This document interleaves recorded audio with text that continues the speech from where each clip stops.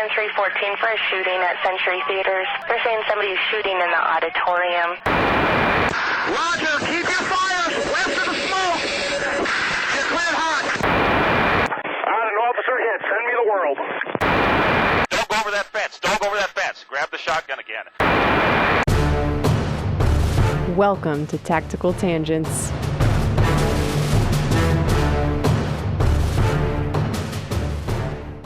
Welcome back to Tactical Tangents. This is Mike. This episode is brought to you by Palm Industries. I have maintained for a long time that pepper spray is a way underused tool in law enforcement, and I get it. When you have to arrest someone, you do not want to have to get that stuff on you.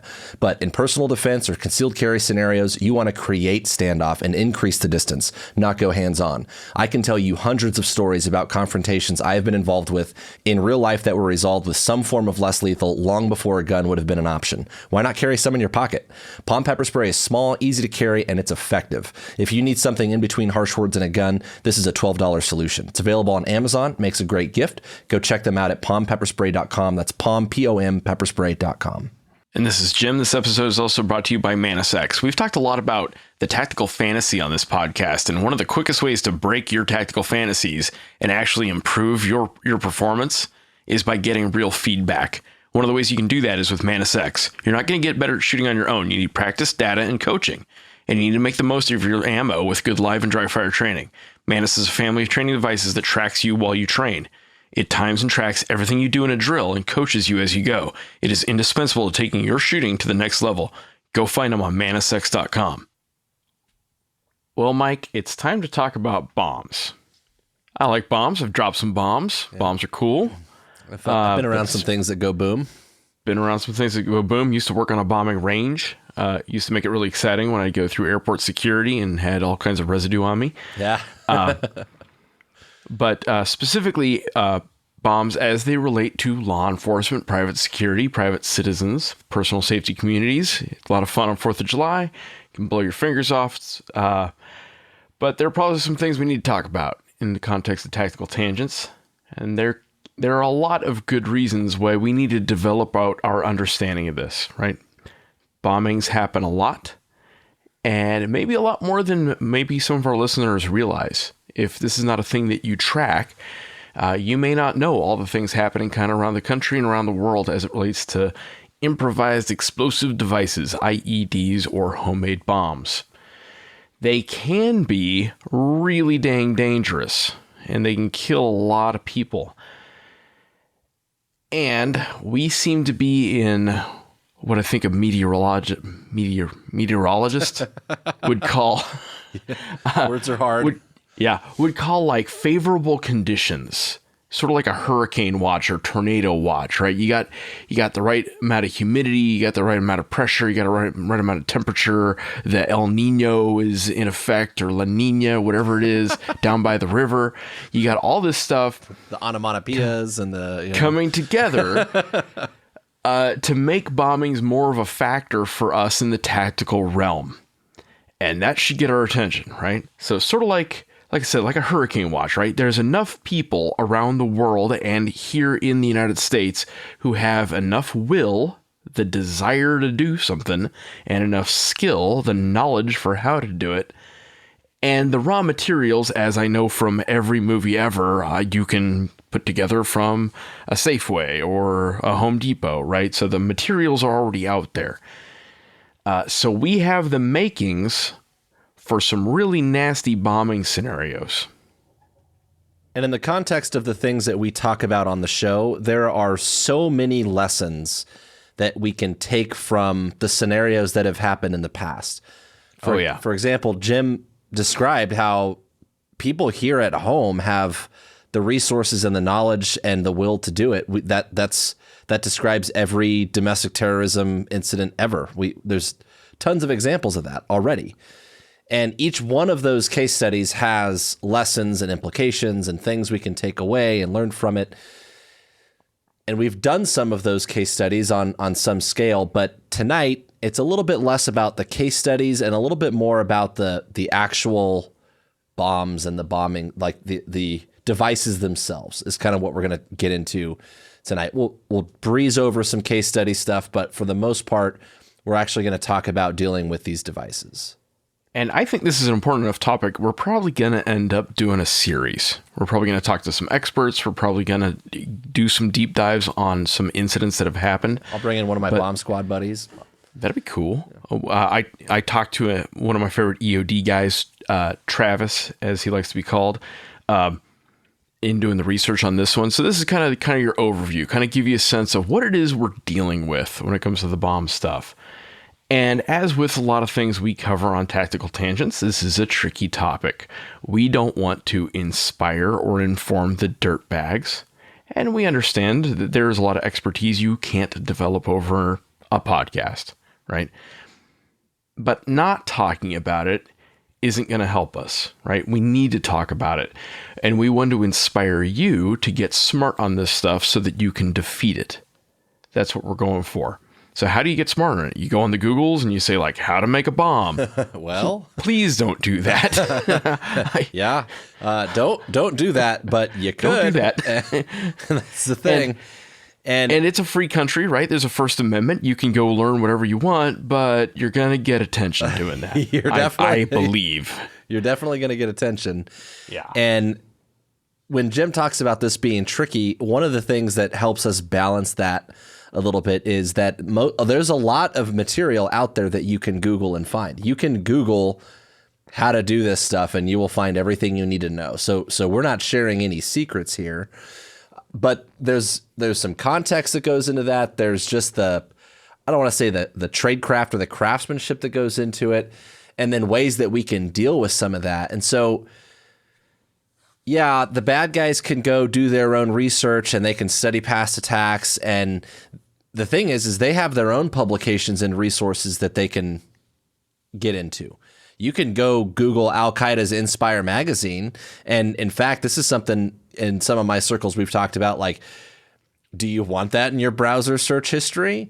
But if it's might get yourself some attention. But if it's the sort of thing that but I have plenty of friends that do that all the time, and it's fine. It's not, it's for a legitimate purpose. Just know that whatever genres or anything else you like and other kinds of consumable content probably are also being watched. This is another topic for another day. But the point is, the information is out there. And while we don't want to contribute to the effectiveness of our enemies, we do want to counter that massive information with similar efforts for the good guys. So that's the tricky part that Jim's talking about, is we don't want to fill any of their gaps. So we want to be very careful and deliberate about what we say. Yeah. And of course, we have to hit this because we understand there are people listening who are like, oh God, the OPSEC. And we're like, I understand OPSEC is part of our world, right? But let's not be naive about what the bad guys know and what they don't.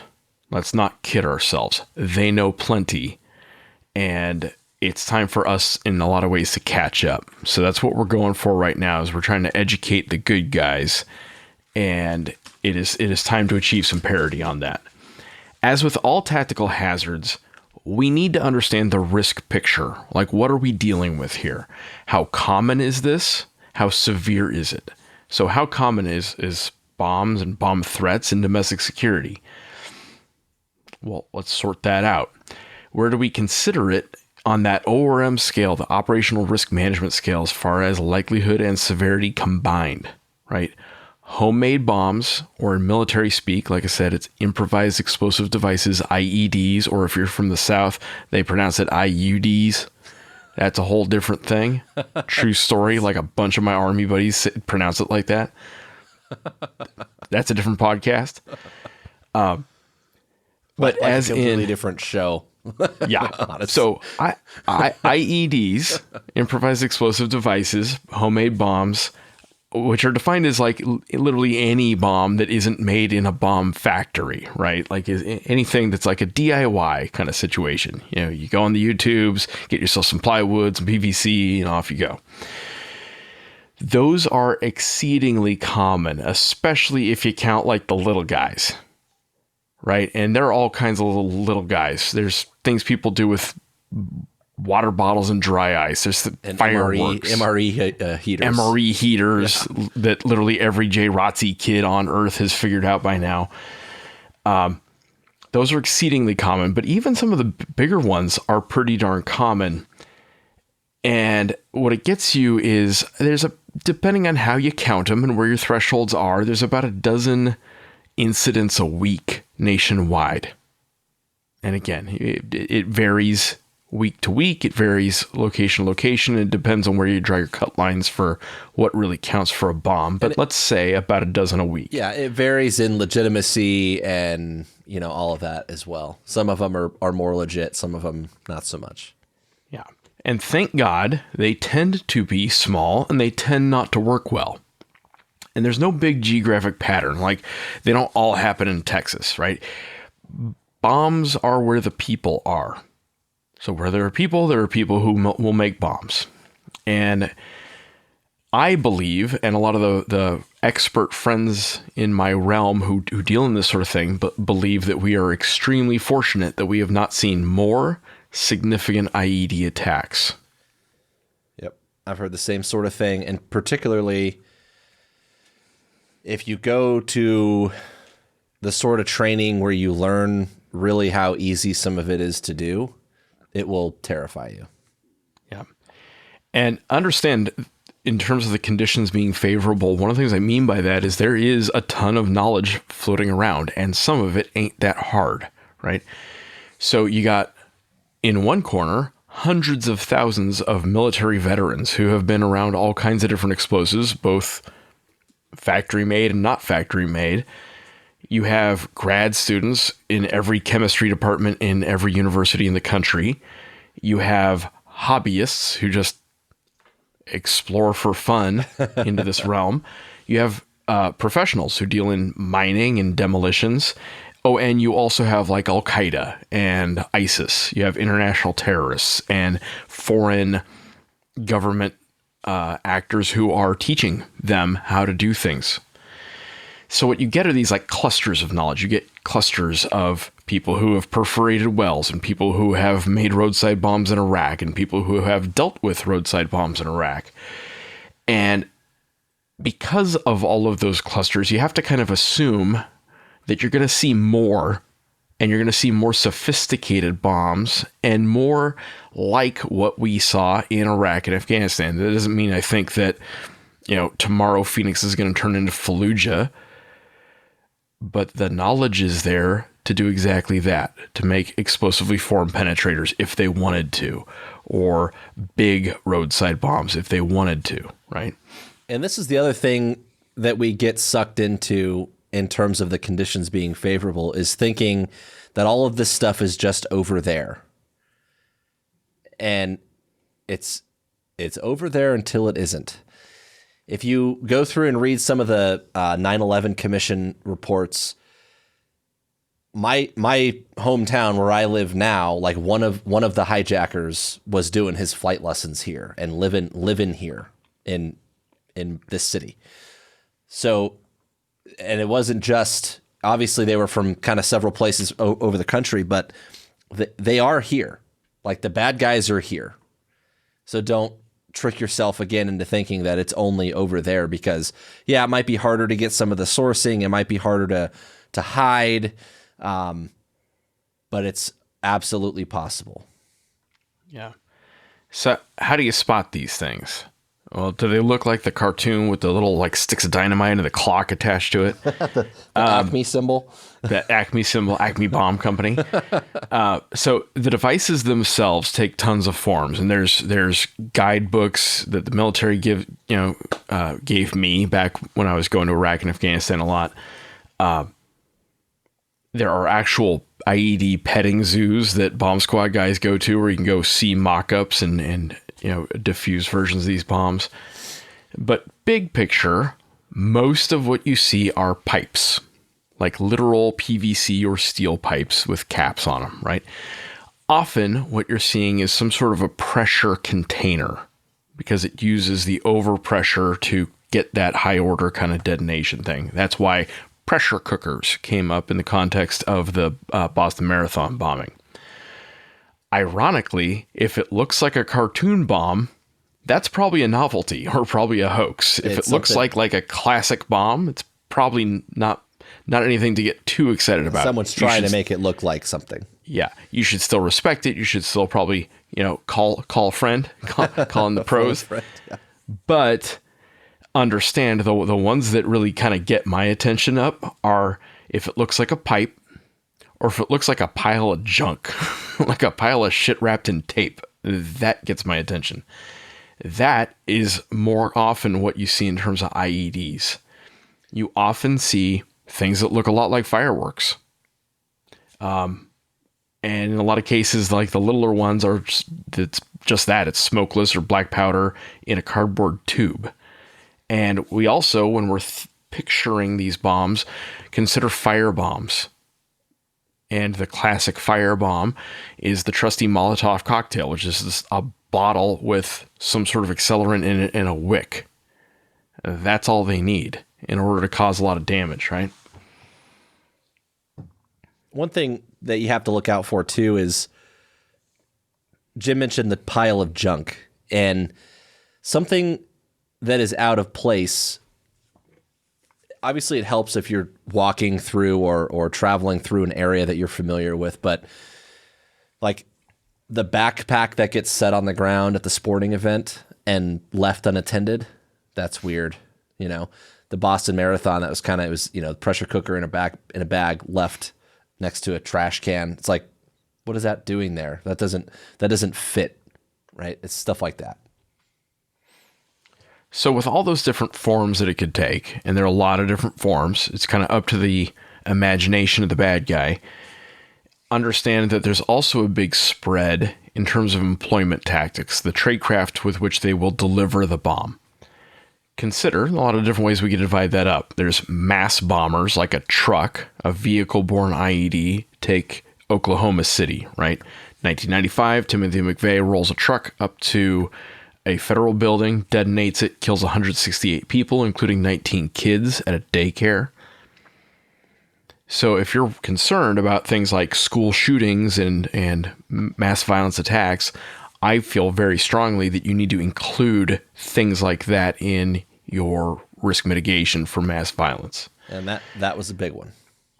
That's kind of like as big as it gets when you think about domestic violence, right? Or domestic terrorism violence. You also have kind of the slower draw of mail bombings and serial bombings. You got the Unabomber, right? Over the course of something like 20 years, he killed 3 people and injured 23 and terrorized thousands by sending one letter at a time or one package at a time. Pretty recently in Austin, Texas, there was a guy who was sending packages over the course of about a month. Killed 3, injured 6. In a different category of the tradecraft, you have rampage or spree bombers, and often this is combined up with an active shooter type event. So they use the bomb and also do the shooting, right? Cases like the Boston Marathon attack, San Bernardino, Columbine. That can take a lot of different forms too. You got like the Columbine shooters, they were using like small, more or less hand grenade or smaller sized bombs, plus a couple of big ones that by dumb luck didn't detonate in the cafeteria. And we talked about that. We had a whole episode about that. San Bernardino, I understand there were also some backpack-sized bombs. Yeah, and I don't know specifically what was inside them, but I know that they were able to be carried in a backpack. Yep. And another category is what you might describe as defensive bombings, booby traps, right? Around like a meth lab or a grow operation. And sometimes you get just inadvertent explosives. They didn't intend to make a bomb, but one just kind of happened, yeah. In the course of whatever chemistry project they were working on that day. So what does that mean for us, right? We got a lot of different types of bombs. We got a lot of different vectors by which those bombs can get to you.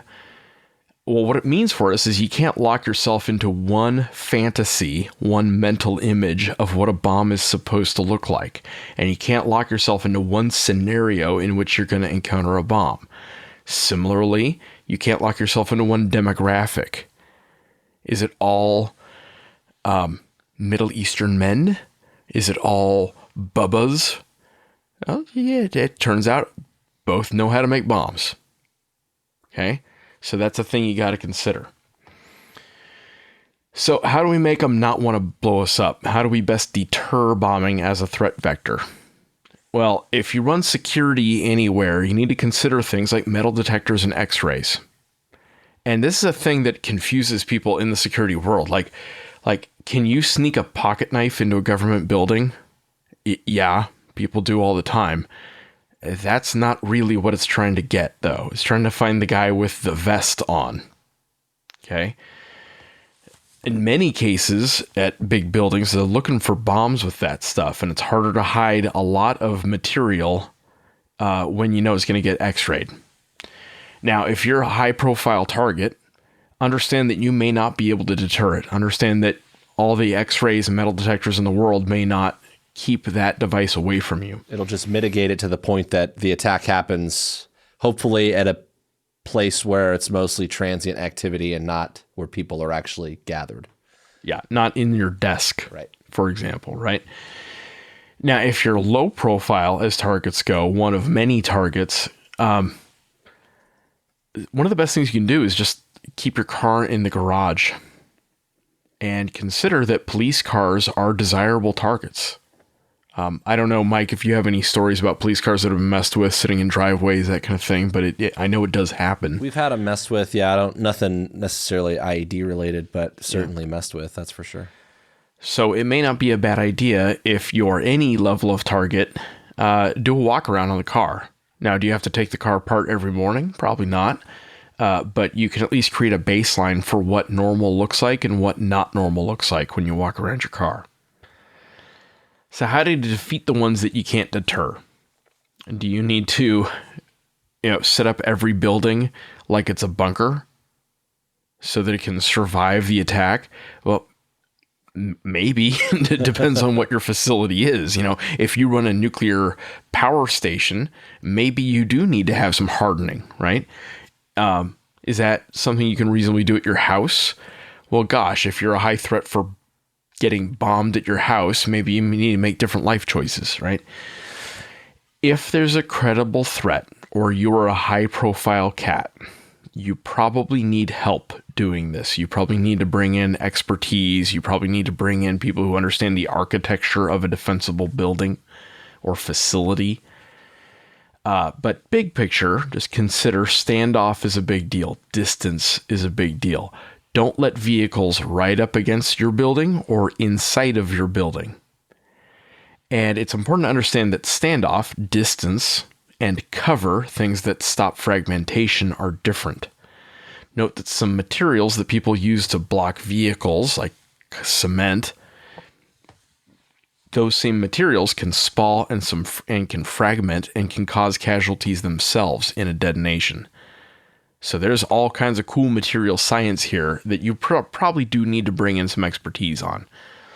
Yeah, a couple things about mitigating something like this if it does happen. I want to just emphasize what Jim said about distance. And we talk a lot about time, distance, and shielding in something like this. What can buy yourself more reaction time, distance from the device, and some form of shielding, which I'll talk about cover in a second. But the most dangerous part of an explosive event is the overpressure. A lot of the injuries that you're going to experience that are lethal in that immediate, post blast phase, it's the overpressure that'll get you. The shrapnel and the debris and all that is certainly still dangerous, but that overpressure is a big deal. And so with distance, that overpressure decreases exponentially.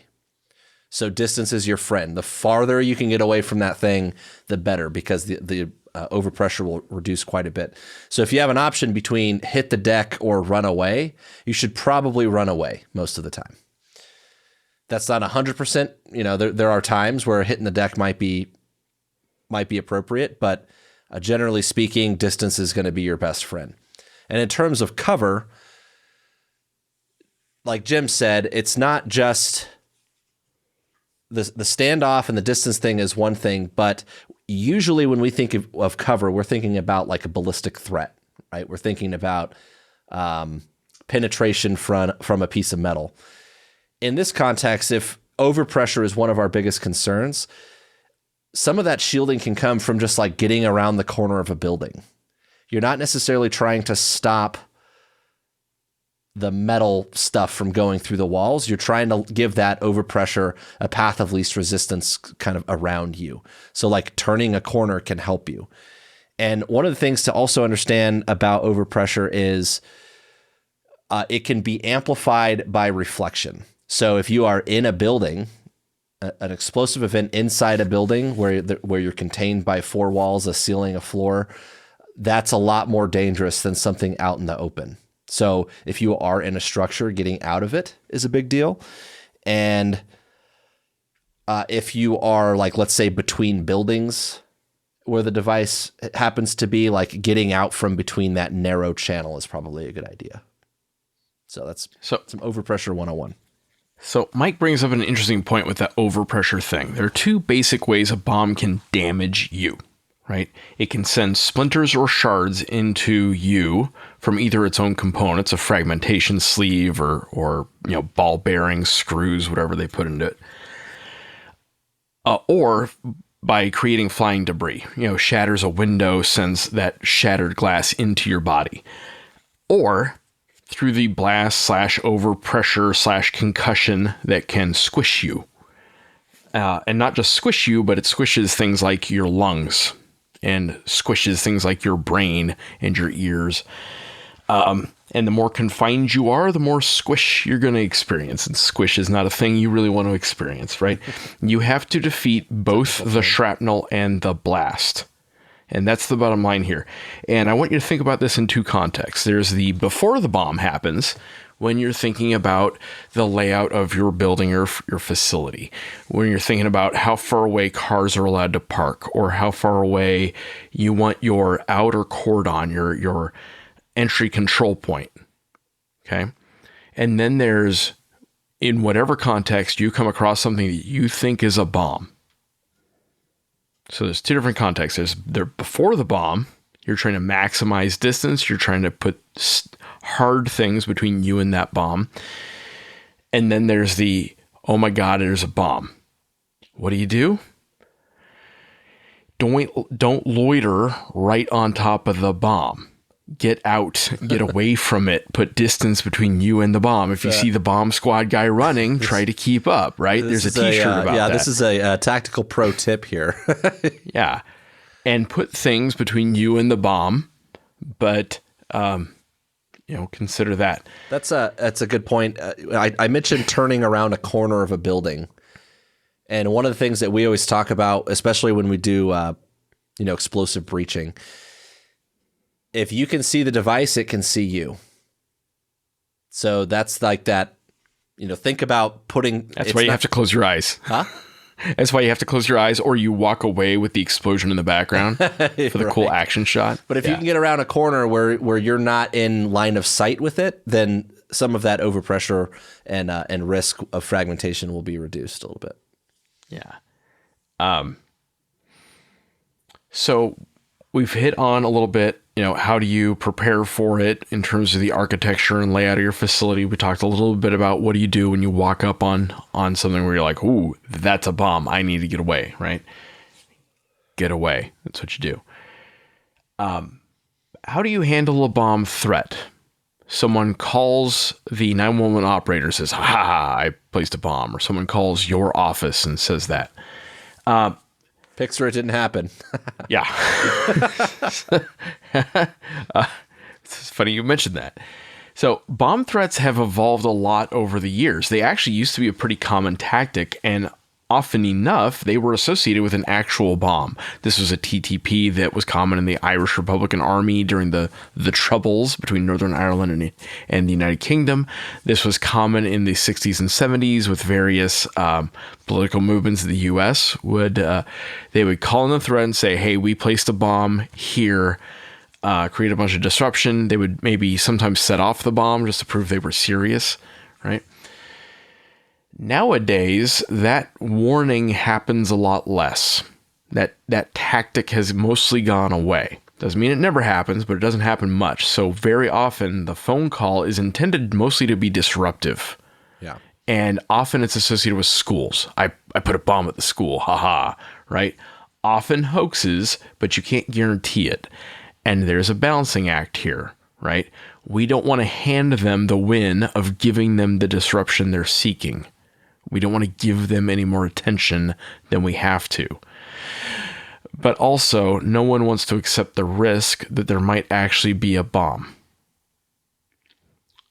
Dang, that's a tough balancing act. And it's easy to say, oh yeah, well, we'll just ignore it and just drive on. That's fine until your kids are at that school. And then it gets a lot less cool to say, yeah, we're going to drive on. Okay. And you can imagine how unpopular that would be if there was an event and they were like, yeah, we're not doing that. So resolving it quickly and efficiently is one of the keys. Again, you're trying to minimize the disruption, but also, give that threat due regard. So I actually had a live bomb threat once at work. I used to work in a big headquarters on a military base.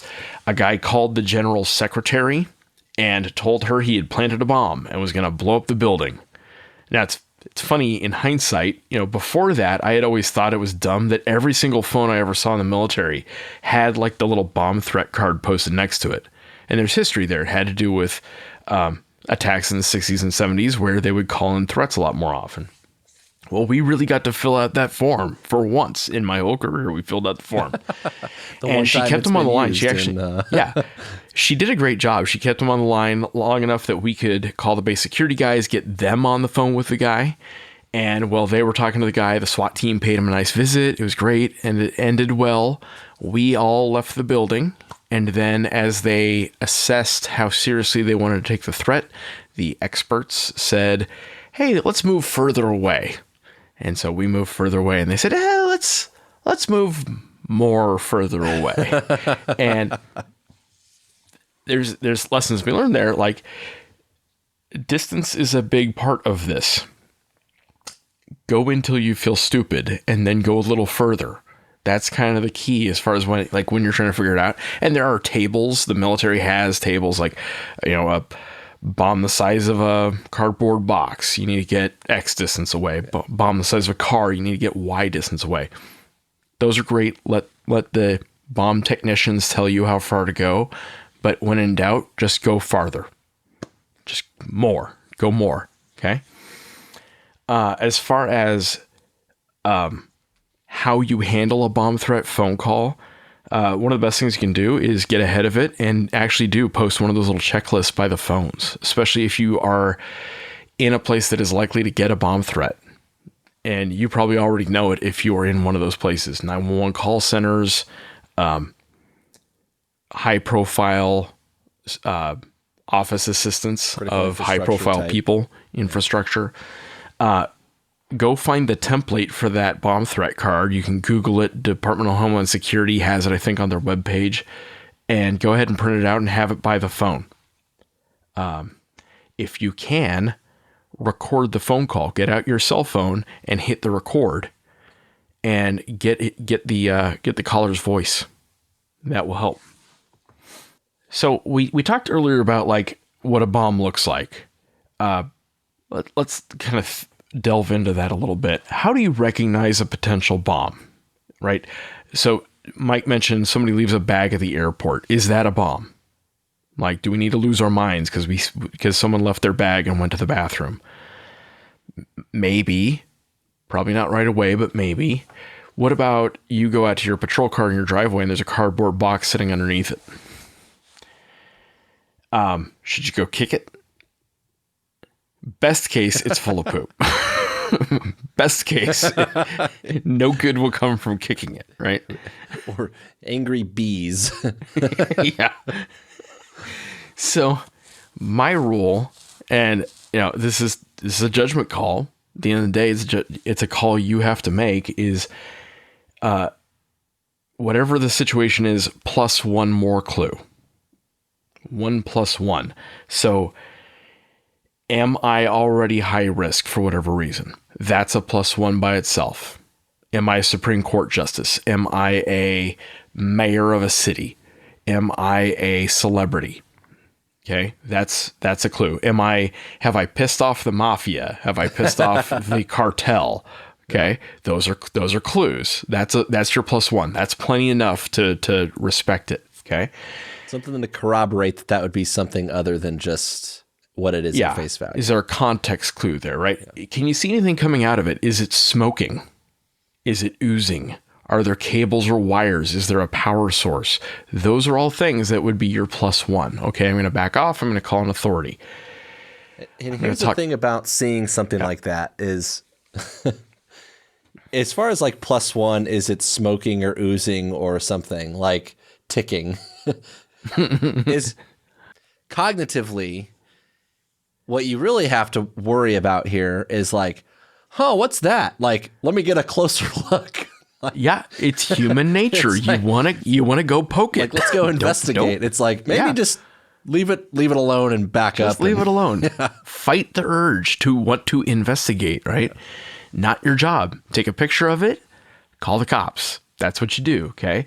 As far as mail bombs, they really do often have fucked up, pardon the language, but it is what it is, postage and markings. There's a strong correlation between lots of postage and lots of weird markings, like opened to be opened only by the addressee and stuff like that, or from some celebrity to you or whatever. That's a clue. That's a +1 by itself. Fight the urge to open it. Go ahead and outsource it. Let someone else open it. Phone a friend. The new guy. Hey, new guy. Yeah. Come here, rookie. And so once you have that +1, like I said, take a picture of it, get a good description, move away from it, then call for help. Let me run that by you one more time. Once you've established your +1, move away from it. Somewhere in there, get a picture of it if you can, get a good mental image, then call the cops. Don't stand over it while you call the cops. Don't poke at it with a stick. Just move away. Call the cops, okay?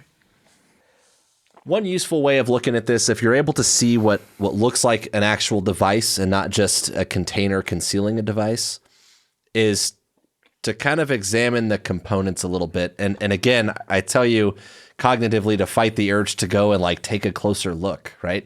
This is where a picture though will really help. And the reason I'm illustrating it here is, just seeing like the pipe or the box by itself is one thing, but it's when you start to see the wires, like these are some of your +1 cues that might really like push you or nudge you in that direction, is understanding some of the components that make a device functional. So to be clear, super clear, what I am not saying is that if you think it might be a device, go do a closer inspection of it. That's not what I'm saying. I'm Get saying, a picture, move away, call the cops. Saying if you happen to see something and it looks suspicious and you're questioning it at all, this is something you can look for that might be one of those +1 cues that Jim is talking about.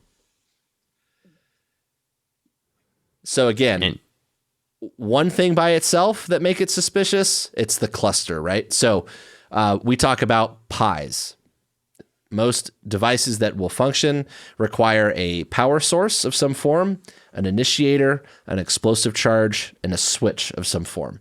Now, what kind of power source? Sometimes that's kinetic, sometimes it's electronic. There's all kinds of different power sources out there. Same thing with switches. Is it a remote switch, a time switch? There's all kinds of different switches and stuff. But you need those 4 basic components. And if you see, for example, a battery near it, right? Or wires that lead into like part of the car where there might be power. That's alarming, right? If you see some sort of mechanism that might suggest a sort of switch, like a remote control car remote or something like that. Antennas. Walkie-talkies, cell phones, wires. Yes, those sorts of things. So those 4 things, pies, power source, initiator, explosive charge, and a switch. I'm not going to go down the rabbit hole too much on examples of that. You can Google it. There's a lot of open source stuff on it. But just seeing like the pipe with the ends, the end caps just by itself, not necessarily that big of a problem until it's got some of those other things connected to it. In which case, you might want to get the hell out. Yeah. Right? get a picture while you're moving away, and call the cops. Okay? So, the bomb goes off in your vicinity. Now what? A couple things. First off, there's just basic survival and helping others to survive, right? That's casualty care doesn't really change based on that. Move away, get help from outside, and consider that there's a pretty universally understood tactic of using an IED to initiate an attack. Okay, that's part of how ambushes go around the world. That's how several active shooter events have gone, including Columbine. So the danger may not be over just because the bomb went off. Okay, and stop the bleeding, move away. One question that comes up with surprising frequency is your grandpa dies and you're going through his old stuff from World War II or Korea or Vietnam or Desert Storm or I'm getting old, I don't know, 9/11. And somewhere in like his army stuff, you find a pineapple grenade. And you're like, wonder what I should do with this. What should you do? Well, Mike, what should I do? The same rules generally apply. Like Jim is saying, you just don't mess with it and call it in and we'll come help you with it. But a couple things to think about is one, like if it's been sitting in there for decades, then why, I mean, if it's dangerous as it sits, then why hasn't it gone off already? So you probably don't need to freak out in that state. That's when you could probably get your pictures and you can call it in and be like, I found this thing. It's suspicious, but like no one's touched it. It's just been sitting in the closet for however long. If there is some kind of charge to it, it could be sensitive to things like shock or static electricity, but that is mostly only true for things like improvised devices like Jim is saying. Something that is military made like that is, if it was a legitimate grenade, is designed to be pretty stable because it's assumed that you're going to be carrying this thing into some shit, right? What you got to look out for is like the old surplus like memorabilia grenade that's hollowed out, that's been like filled in and then sealed shut somehow. Yeah. With like epoxy or a bunch of like metal hardware. And that now may be an improvised kind of device that you have to worry about a whole lot more. But generally speaking, if it's just been laying there for decades, I don't see what's going to change that necessarily unless you start messing with it. So grab a picture, call a friend, get away. And I think oftentimes people are hesitant to want to call the cops on something like this. Like they don't want to get anyone in trouble and they don't want to make a big deal out of something that is maybe not a big deal. And what I would offer you is, I would rather see whatever trouble happens than get my face blown off. And very likely not a whole lot of trouble is going to come out of it. And also, you're not really inconveniencing the cops by letting them know. Like, there are people who get paid to do this. They're probably just sitting on recliners watching TV anyway. You might as well get them into the game. Well, those are firefighters, not cops, for one. And two... I was referring to EOD techs, but yes. Oh, yeah. Fair enough.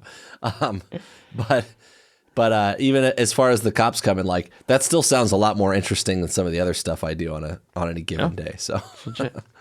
So speaking of cops, say you're a patrol cop, right?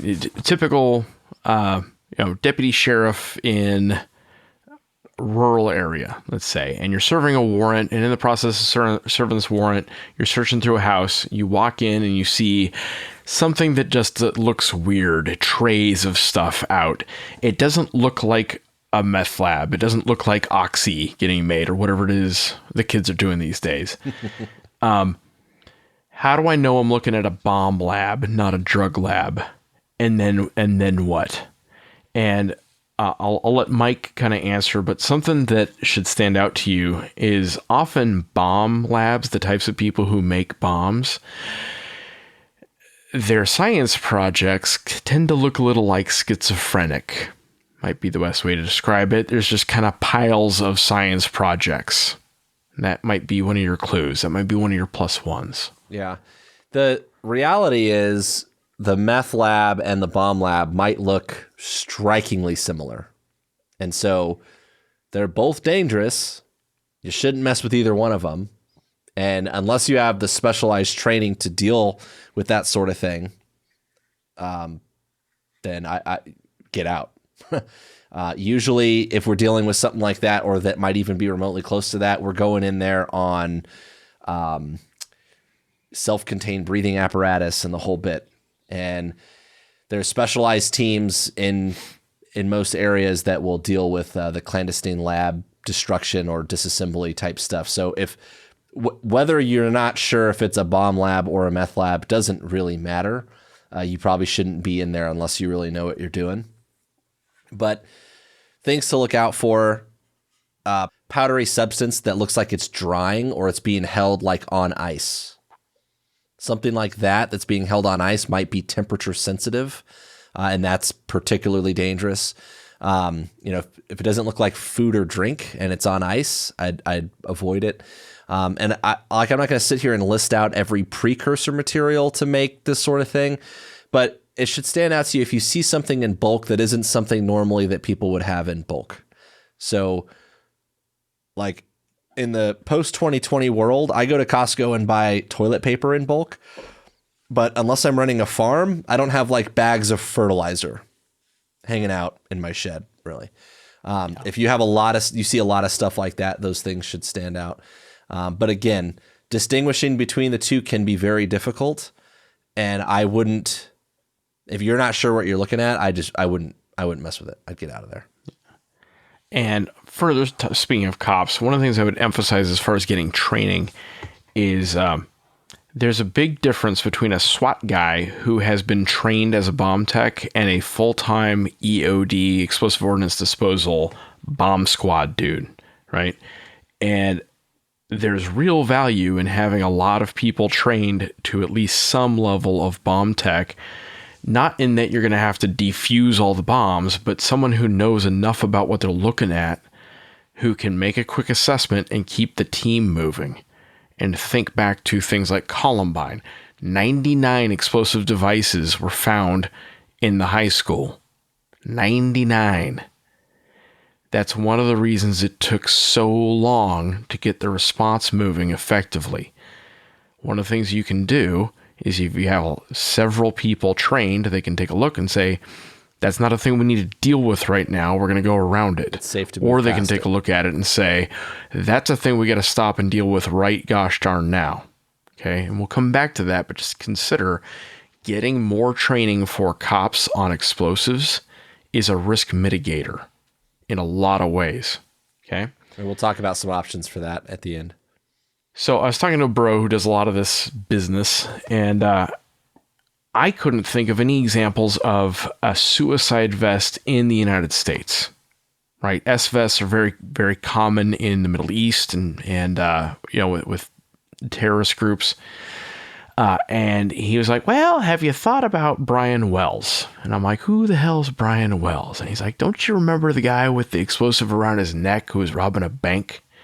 And I'm like, I'm going to have to Google that. So if you're Googling, Google Erie, Pennsylvania, Brian Wells. Yeah. There's a case study for you.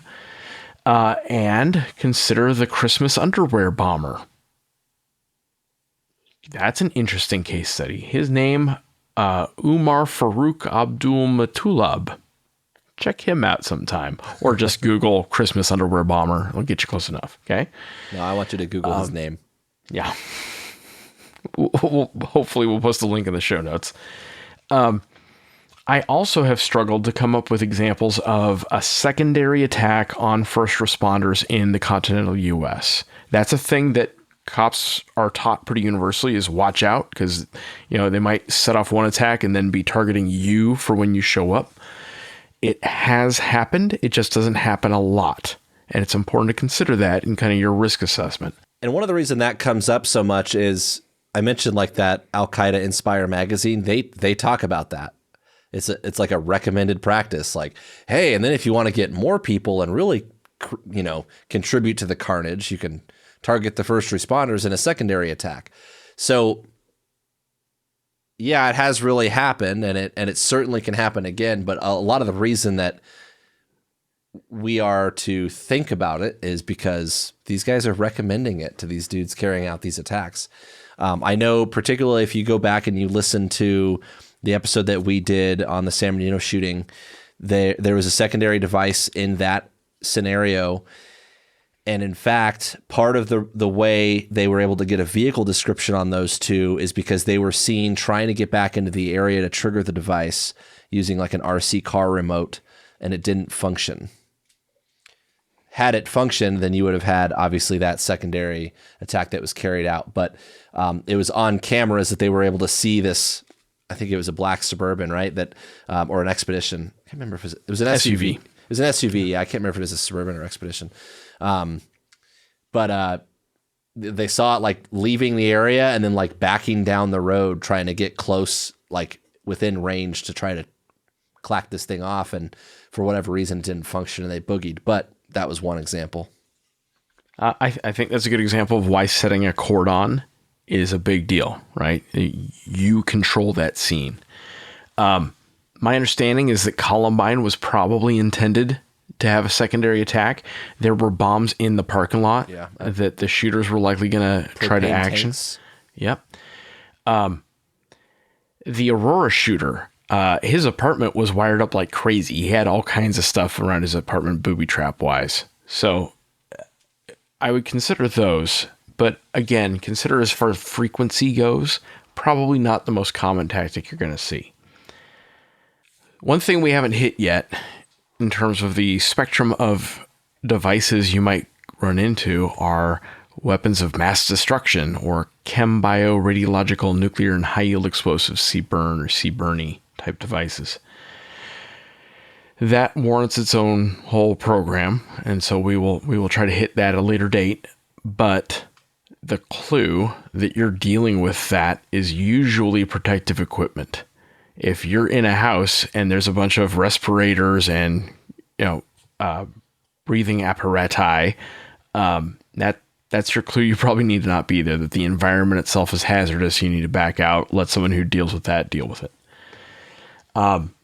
One of the most important risk mitigators that I can think of, and this is tough, but that's why we get paid the big bucks, is prototyping.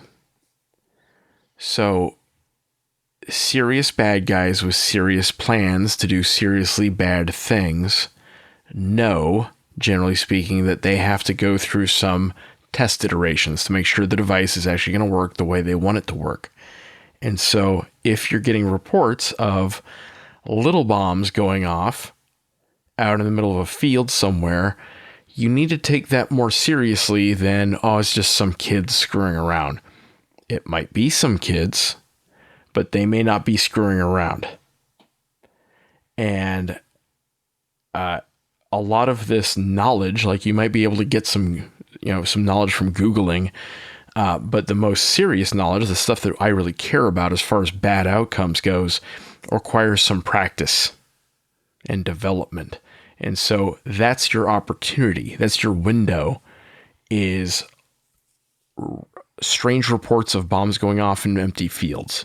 Yeah, this is huge because we mentioned that a lot of these devices fail to function.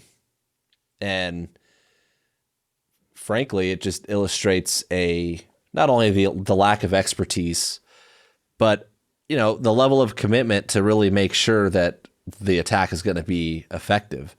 And if something like this is occurring where they're doing a little test run, that's suggestive not only that the device is going to work, but also that they're looking to actually pull something off that's going to be significant.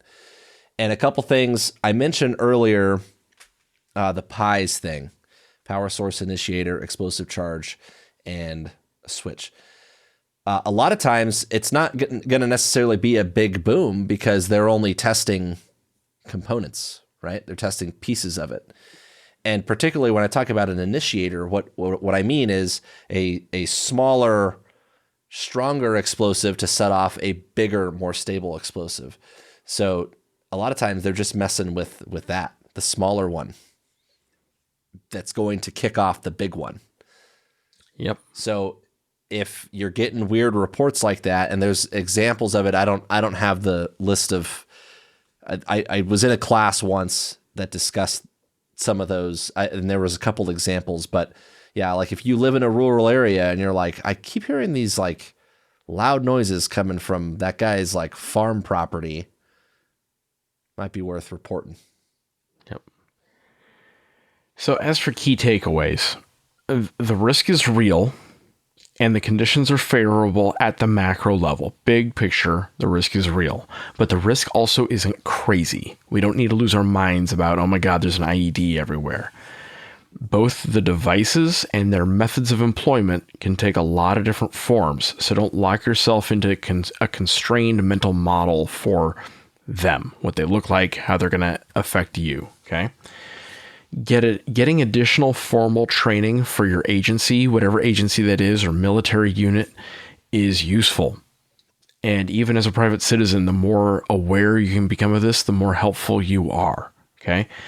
And it's not that everyone needs to be MacGyver diffusing bombs, right? You don't necessarily have to get to the EOD bomb squad level, but you do need everyone to be able to detect, assess, and mitigate bombs. That's a doable training standard, so I think that's worth getting after. In terms of places you can find that, if you work in public safety, New Mexico Tech has programs that are funded by FEMA, Homeland Security, that teach this to first responders. So there's one at the New Mexico Tech facility in Socorro that is aimed primarily at more traditional first responders, patrol officers, and firefighters. And then there's also a tactical one intended for like guys on SWAT teams that might be interdicting these sorts of attacks. And they're both excellent programs. The one, as far as the tactical course goes, I know the people that run that course. It's very good. Most of the people on my team have been through it. Here's the key thing about both of those programs. They are free. They're 100% funded by the feds. It doesn't cost your agency anything. They cover your travel, per diem, lodging, meals, everything is covered. So if you work in public safety, there is no excuse to not get into one of those courses. If you need info about it, reach out to me. I'll get you whatever you need. You should be able to find it on their website, New Mexico Tech. But again, it's free training. There's no reason you can't go learn about some of this stuff. Case studies, precursor materials, some interdiction stuff, like all of it. So go get some of that. And then the final thing I have on this is we did an episode on the Millennium Bomber, who was a guy that was going to carry out this bombing at LAX.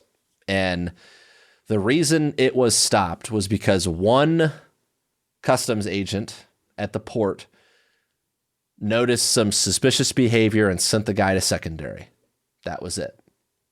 And in the course of that investigation, they thought they were dealing with a smuggling thing. They thought that the stuff that they found was dope. They thought it was narcotics. And in fact, there was a point during that incident where one of the agents like takes out a jar of some homemade explosive and starts shaking it. And the bomb maker like dove to the ground because it was going to go. It's a very sensitive explosive. And, so I don't recommend that, obviously, but one squared away officer noticed enough of a behavior in this guy that foiled that attack. And so like take all this stuff that we're talking about and consider that like you might be the guy that notices the thing. So take that shit seriously. And go check out the Millennium Bomber episode. I think it was a solo episode I did. It's, I don't know, maybe a year or so old, but check it out. Yeah. As far as where to learn more, we're going to do a couple more episodes on this topic. Right now, I'm reading the book Bombs, Bombers, and Bombings of Los Angeles by a guy named Michael Digby. It's pretty interesting. We'll link to it in the show notes. It's worth checking out. A couple of case studies that are worth searching for. As far as what you Google, like I said, you don't need to Google how to make a bomb. What you need to know are what happened in different attacks, right? The Greenwich Village, and it's spelled Greenwich, right? Greenwich Village townhouse explosion. The October 2018 U.S. mail bombing attempts. The Bath School disaster. Those are all worth checking out. There's one more. This is a crazy story.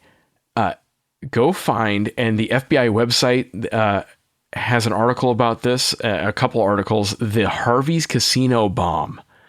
It was this crazy extortion, very complicated bomb, and they went through all kinds of things to try to defuse it. It was like something that you would see in a movie. Google the Harvey's Casino bomb, and we'll post a link to it in the show notes. I think that's all I got for now. There is a ton of knowledge out there, both for the bad guys, but we're the good guys, and we need to get good on this. So let's work on it. That's all I got. Be safe out there. Be smart out there. All right, guys, that's all we got for tonight. This episode is brought to you by Drip Drop. Drip Drop Oral Rehydration Solution is an electrolyte powder that you mix with water. It was formulated by a doctor for quick absorption. I work in the desert, and it only takes a few hours in the heat, wearing body armor, carrying around a bunch of gear before I start feeling like crap and fall behind the curve in dehydration. Drip Drop keeps you in the fight so you can finish the mission and rehab for the next one. Go get you some at dripdrop.com or on Amazon, or ask your supply guy to find it for you. Don't forget that we put out new episodes on the 1st and the 15th of every month. If you like what we're doing, you can head over to Patreon, give us $1 for each new episode. That money's going to go back into bringing you good content. If you want to interact with us, you could find us on Facebook, Instagram, and Twitter. We are at TacTangents. You can also email info@tacticaltangents.com. And one last thing, our Facebook discussion group. We've got a little group going on Facebook. If you go to the groups tab on our page, you can join it. We've got more followers on our page than we have in the group. So I know there's some of you out there following the Facebook page that are on Facebook that are not in the group. Lots of like-minded people in there. So come hang out with us. All right. That's all we got. Good talk.